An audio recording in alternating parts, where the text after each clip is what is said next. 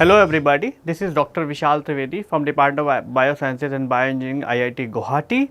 And so far what we have discussed about the structure of prokaryotic cell as well as the structure of eukaryotic cell, and also what we have discussed about the different organelles what are present in the eukaryotic cell, and we have also discussed their functions in the cell. And today what we are going to discuss, we are going to discuss about how you can isolate these different organelles so that you can use them for downstream applications. In the case of prokaryotic cell as well as in the eukaryotic cell, you have different regions which could be important for recovery of the product.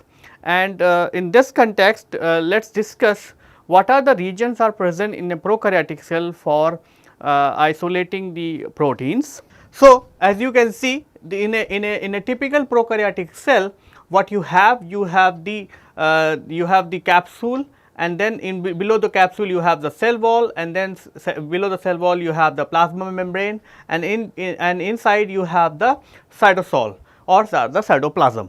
So, in the case of prokaryotic cell, you have the two major places where you can actually use to extract the proteins. What are these places? You have the cytoplasm, and the other place what you can use also is the periplasmic space. So, what is the periplasmic space?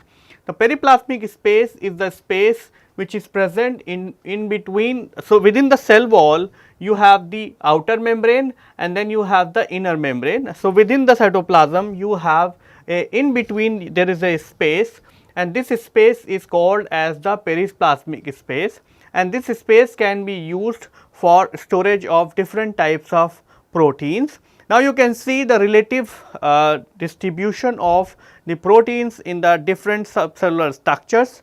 So, what you have is in the periplasmic space you have the 129 proteins, and whereas the protein which are present in the outer membrane or the inner membrane, you have the 50 in the case of outer membrane, and you have 21 in the case of the inner membrane. And then the major fraction of the protein which is present in the cytoplasm, that is the 183 different proteins. So, this means you have the choice of overexpressing your protein, or you have the choice to isolate the protein from the two region. One is the cytoplasm, the other one is the periplasmic space. So, let us see what are the steps you required to isolate the periplasmic fractions. So, as I said, the periplasmic fraction is present within the cell wall, and in the cell wall you have the two layer, one is called outer membrane, the other one is called the inner membrane. So, within this cell wall there is a region which is called as the periplasmic space. So, if you give some kind of osmotic shock, the osmotic shock to the bacteria, what will happen is the protein which are present in this region will come off and can be used for the downstream applications. So, these can be done simply by following a similar protocol or simple protocol. In this protocol, what you have to do is first you harvest the bacterial cell from the by centrifugation at 3000 G for 20 minutes at 4 degree.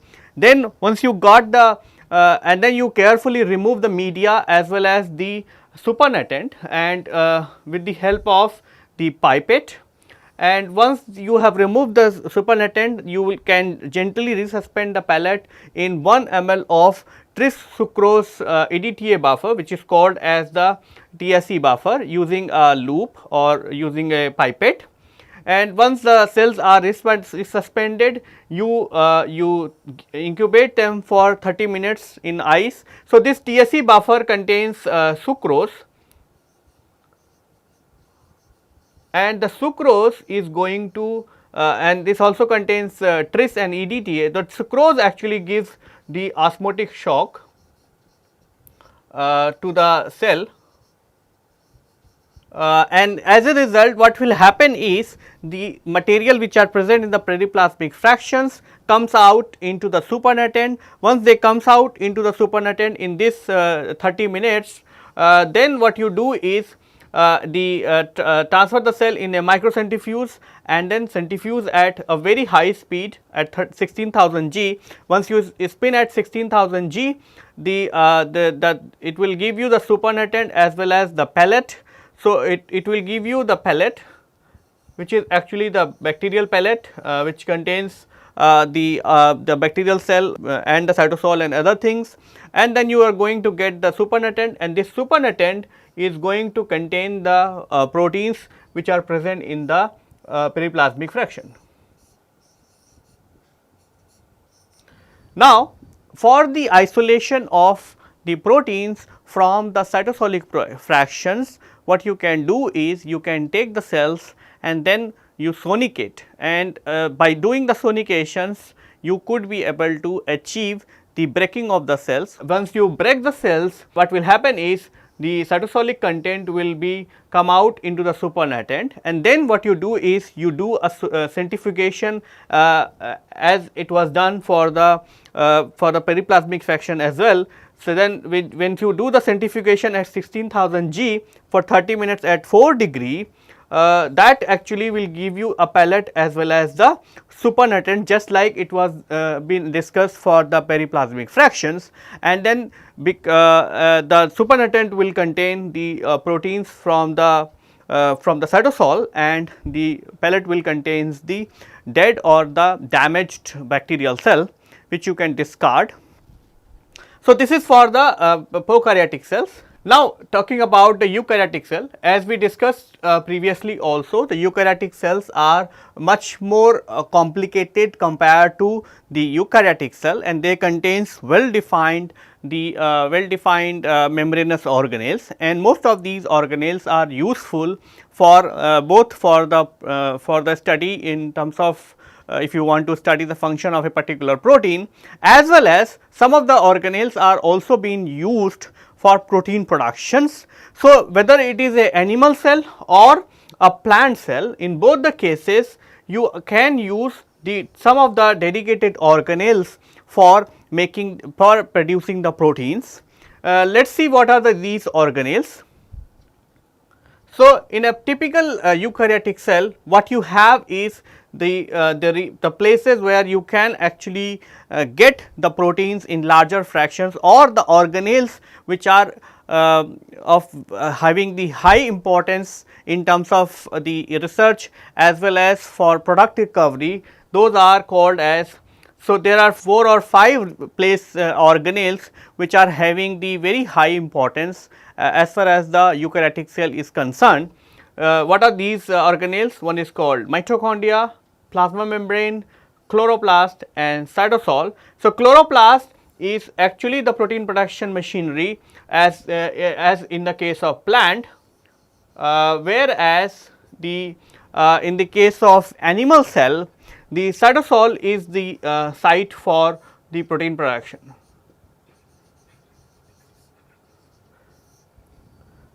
But if you know the isolation of these organelles, you could be able to isolate either these organelles, or you could be able to remove these contaminating organelles from the cytosol, and that actually will give you a very high purity in terms of extracting the compound, extracting your specific proteins. And that actually also helps in terms of the downstream processing and make the purification of these proteins simpler. Before getting into the details of how to fractionate the eukaryotic cell and how to use them, let us see what are the technical tools are available to you to achieve the organellar separations from the eukaryotic cells. So, most of these fractionation of eukaryotic cell is done by the centrifugations, or by separating these organelles based on the some of the basic physical properties. and there are two physical properties which people are using. One is called density, the other one is called as the ability of these organelles or the molecular weight or the mass of these organelles. This mass of the organelle is indirectly related to the ability of these organelles for their sedimentation in a given buffer or the given microenvironment. So, the instrument what you can use for the extraction or for the isolation of these organelle is known as the centrifuge. So, you have different varieties of centrifuges which are available for R&D as well as for industrial purposes. You have the microcentrifuge where you can use the smaller samples like the Eppendorf's. Then you have the centrifuge with the larger capacities. These centrifuges can be used for two purposes. One, for pelleting down the bacteria which are being grown in the large cultures like 1 liter, 2 liters, and then also these can be used for culturing for removing the cells, removing the dead and damaged cells from the cell lysate, which means these centrifuges can be used for clarification of your sample as well.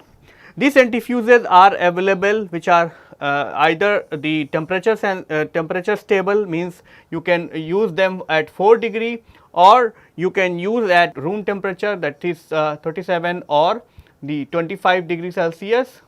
And apart from that, you also have the ultracentrifuge. These ultracentrifuges can be used to spin the sample at a very high speed, such as the 1 lakh G or more than 1 lakh G. The advantage of these centrifuges are that this allow you to separate the organelles which are very light or which are having the coefficient. This is the typical rotor what people are using for the ultracentrifuge, and this is another centrifuge where you can spin the animal cells, and this is being used in most of the cell culture applications where you pelleted the cells and you do the subculturing of these cells using these kind of cell culture using these cell culture specific centrifuges. Apart from the centrifuge machines, you have the freedom of doing two different types of centrifugations. You have the differential centrifugations or the density gradient centrifugations. In the differential centrifugations, what you do is you run the sample at different speeds or different RCF values, and because of that, when you spin down, the molecule which is corresponding to that RCF value get pelleted down, and you will find that particular organelle or the substance in the pellet fraction, whereas the supernatant will contain all other molecules. Once you take the supernatant, you can spin at a slightly more high speed, and that is how you can be able to separate the molecule based on their sedimentation coefficient or the sedimentation rates. Whereas, in the case of density gradient centrifugations, what you do is you exploit the ability of, or you exploit the density of a particular solvent system or the buffer actually. So, what you do is you vary the density of the external buffer, and because of that what will happen is the biomolecule or the organelles are getting separated because they holds the varying density, and whenever they matches to their corresponding density, they form a band or the zone, and that is how you can develop the different zone within the density gradient certifications, and every zone you can actually isolate later on and can be used or can be represented by a particular organelle. So, let us discuss these two techniques, how these two techniques can be used to separate the different organelles. So, as I said, in the differential centrifugation is based on the differences in the sedimentation rate of the biological properties of a different sizes, shape and the density. You can imagine a situation where you have the particles of different sizes, shape as well as the density. And when you do the differential centrifugation, in one round of centrifugation, these particles are going to settle down in the pellet fraction, whereas all the remaining sample will be present in the supernatant, and the subsequent fractions, when you do this supernatant, you will get this fraction in the pellet, and the third time you will get these fraction in the pellet, and that is why it is called as the differential centrifugation, because in one round of centrifugation you have isolated these molecule, the second round you have isolated these molecules, and the third round you have separated these 3 molecules, and that is how you can actually separate if the samples are suspended in a particular solvent system, the small size, medium size and large size particles. Let us take an example. Suppose you have the different substances and the different material of different sizes, different density. For example, you have a iron block of 100 kg, you have a stone of 30 kg, you have the another iron block of 10 kg, you have a stone of 10 kg, then you have a cotton of 8 kg, and you have another iron block which is of 1 kg. So, you know that this cotton is going to have the lower density, or it is going to be the lowest density compared to all other samples. Next to that is the stone, which is going to be slightly higher density to the cotton. Then you have the iron, which is actually going to be the highest density. So, if you do the differential centrifugation, and what you will see is that the 100 kg block is going to be settled down first, followed by the 10 kg iron block, and followed by the 1 kg block. Okay. On to that, if you further doing that, then you will see is that 30 kg stone block will be pelleted down. Next to that, you are going to have the pelleting of 10 kg. At the end, what you are going to see is that the 8 kg cotton pellet is going to be settled down, which means it actually not only depends on the molecular weight or the density, it depends on the both. It depends on the size, it depends on the density, and it depends on the actual weight of that particular object.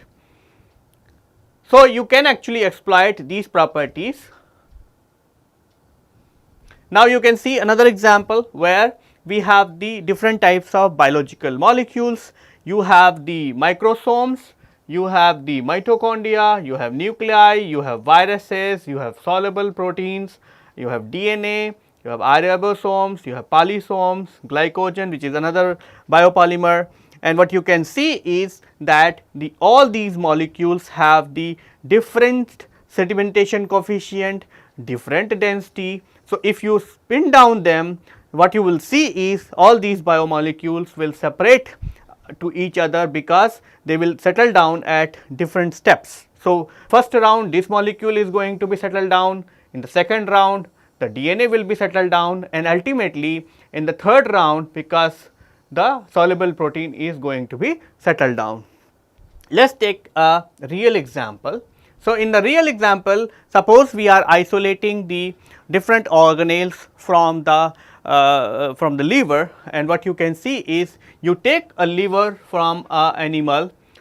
First step you do the homogenization, that will give you the different cells, and once you do the homogenization, that will break down the organ, and it will give you the individual cells. If you do the further homogenization, the individual cells will be broken down, and then they will give you a combination of organelles which will be present in your vessel. And these different organelles can be separated, because what you do is first you will spin down at a very low speed, that is the 600 G for 10 minutes, and that actually is going to give you only for the nucleus or the heavy particles. So, that will settle down the nucleus in the pellet fraction, and all other molecules will be in the supernatant. Once you take that supernatant and put it into another round of centrifugation, and then you centrifuge at 15,000 G for 15 minutes at 4 degree, then it will pellet down the another heavy particles, these are called mitochondria, lysosomes and peroxisomes, whereas the remaining organelles will be present in the supernatant. Once you take these molecules which are present in the supernatant and do another round of centrifugation at 1 lakh G, which you will do in ultracentrifuge for 1 hour, what you will see is now it has pelleted down the plasma membrane, ER fragments and the smaller vesicles such as the which are called the light membranes. And now if you take the supernatant and do another round of centrifugation, and now you do a centrifugation at 3 lakh G for 2 hours, which also you are going to do in the ultracentrifuge, what you are going to get? You are going to get the very small particles like ribosomes, you are going to get the viruses and you are going to get the free proteins. And if you take this supernatant, you are going to get the cytosol. This cytosol will contains the proteins as well as the salt and all other the liquid material which is present in the typical cell. Now, take another example. Suppose you started with the muscle tissue, exactly the same way you are going to do homogenization. Then if you do a centrifugation for 1000 G for 10 minutes, in first rot you are going to get the nuclei as well as the cellular debris. Once you take the supernatant and do another round of centrifugation at 10,000 G for 10 minutes, that actually will give you the mitochondrial fraction, and the supernatant if you spin down at 1 lakh G, that will give you the microsomes as well as the cytosol. And if you take these crude microsomes and run it for the density gradient, you could be able to even isolate or further divide or purify many material from these microsomal fragments. So, what we are doing actually is that we are doing a repeated centrifugation at progressively high speed will fractionate a very complex homogenate of cell into their individual component, which means the individual organelles. And in general, the smaller the organelles, the greater is the centrifugation forces required to sediment it, which means if you are working with the lighter and lighter particles, just like as we have taken an example of the iron and stone and cotton, you might have seen that we are supposed the cotton got pelleted at the end because cotton is having the very low density compared to the stone as well as the iron. So, the lighter the organelles, the larger will be your centrifugation speed. Because of these limitations, you can also exploit the densities of these particular organelles or different molecules which are present inside the cell. So, in a typical different types of cell which are present in the biological system, you have the microbial cell or the prokaryotic cells, you have the mammalian cells, you have the organelles which are present in the mammalian cells, then you have the proteins, DNA and RNA. And as you can see, all these molecules have the very different densities. For example, in the prokaryotes it is a density between 1 to 1.15, whereas the mammalian cells are slightly different from in density from the prokaryotic cells. Similarly, the organelles are very much different from the whole cell, and they are in the range of 1.1 to 1.6, whereas the proteins, DNA and RNA are also having the different densities, which means since these biological samples are having the different densities, you can also use this particular property as well to exploit and purify to separate them in a density gradient centrifugation. So, in a density gradient centrifugation, what you are supposed to do is you make a density gradient media. What is mean by density gradient media? For example, in this case we have taken a sucrose as a material. So, what you do is you put the sucrose, different concentration of sucrose starting from 0% to 30%, and as a result what will happen is that all these media is going to be separated in different zone of different densities according to the concentration of sucrose present in each layer. And then what you do is you overlay your complex solution which is going to be separated. Now, you can see that I have used the 3 different types of beads. One is blue, another one is green, another one is cyan, and what these beads, and then you do a centrifugation. Once you do the centrifugations, these beads will move towards the liquid, and because this liquid is containing the media with the different densities, it will actually going to create a friction, or it will oppose the entry of these molecules, and the place where these molecules will stop is the place where the opposing forces as well as the centrifugation forces are going to be equalized, and that place is actually the place where the density of the media is going to match with your sample. For example, in this case the blue got matched here, the green got matched here, and the yellow got matched here.